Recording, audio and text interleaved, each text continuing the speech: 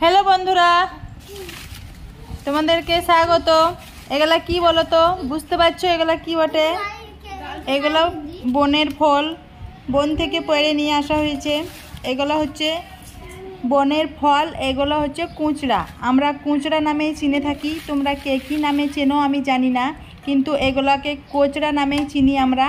আর এইগুলো আমরা রান্না করি, এগুলো অনেক রকমভাবেই রান্না করা হয়। তাই এটাই কিভাবে রান্না করব সেটাই তোমাদের সঙ্গে শেয়ার করব। কোনো পুরো রান্নাটা করা হয় নাই, শুধু এটা কিভাবে রান্না করি সেটাই তোমাদেরকে আমি বলছি।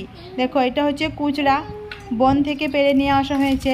এবার এগুলোকে পাতা এইরকম এই পাতার মধ্যে লেগে থাকবে আর থকল থকল হয়ে ধরে থাকবে। একটা থকলে অনেকগুলো করে থাকবে। এগুলো পাকা হলে খাওয়া হয় আর কাঁচা হলে রান্না করা হয়, রান্না করে খেতে হয়। এবার এইগুলোকে একটা করে ছাড়িয়ে ছিলে নিতে হবে, এরকমভাবে ছিলে নিতে হবে। ভিতরটা হবে, অপরটা সবুজ হয়ে থাকবে, ভিতরটা হবে সাদা।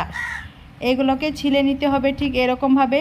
ছিলে নিয়ে এটার মধ্যেখানে ফাটিয়ে দিতে হবে, এটার মধ্যেখানে ফাটিয়ে এটার মধ্যে বিচি বেরোবে। বিচিগুলো খুব শক্ত শক্ত। এই বিচিগুলোকে রোদে শুকিয়ে আবার আর শুকনো হয়ে গেলে অনেকগুলো যদি হয় সেগুলো দিয়ে তেল বার করা হয় এর বিচিগুলো দিয়ে। দেখছো কীরকম ছিলে নেওয়া হয়েছে। এবার এগুলোকে মধ্যে বরাবর ফাটিয়ে নিতে হবে। দেখো ভিতরে বিচি ভরা আছে বলে ফাটানো হচ্ছে না। এই দেখো একটা মধ্যে কতগুলো বিচি দেখছো, একটা বেরোলো।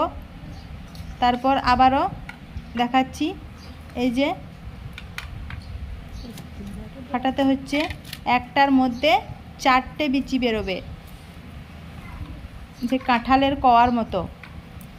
ওই 4টে বেরোবে। এগুলোকে শুকিয়ে আবার তেল বের করা হয়। ঠিক এরকমভাবে কুচি কুচি করে কেটে নিতে হবে। কুচি কুচি করে কেটে নিয়ে এটাকে আলু দিয়ে বা পোস্ত দিয়ে রান্না করা হয়।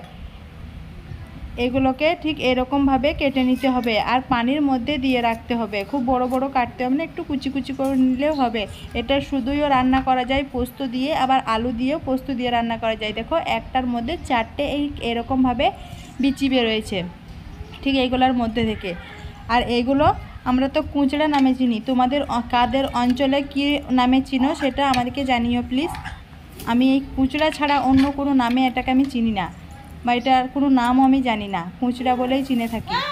এরকমভাবে এই কুঁচড়াগুলোকে আমি রেখে দিচ্ছি। এটা পরে রান্না করব, তোমাদেরকে দেখাবো কীভাবে রান্না করছি। আর এটা আমি এই পাতাগুলো ঠিক এই কুঁচড়ারই এইরকম পাতা হয়, এইরকম পাতাতে যে ফলগুলো থাকে সেগুলো তোমরা কী নামে চিনো সেটা একটু বলো। এবার কুঁচড়াগুলোকে পরিষ্কার করে ধুয়ে নিতে হবে 4-5 বার। তারপর এগুলোকে সেদ্ধ করে নিতে হবে। সেদ্ধ করার পর এটাকে রান্না করতে হবে পোস্ত দিয়ে। সেদ্ধ করে পোস্ত কষে দিয়ে দিলে এই একটু সেদ্ধ হয়ে যাবে, যেমন আলু পোস্ত রান্না করে ঠিক সেরকমভাবে। আমি রান্নাটা পরে দেখিয়ে দেবো।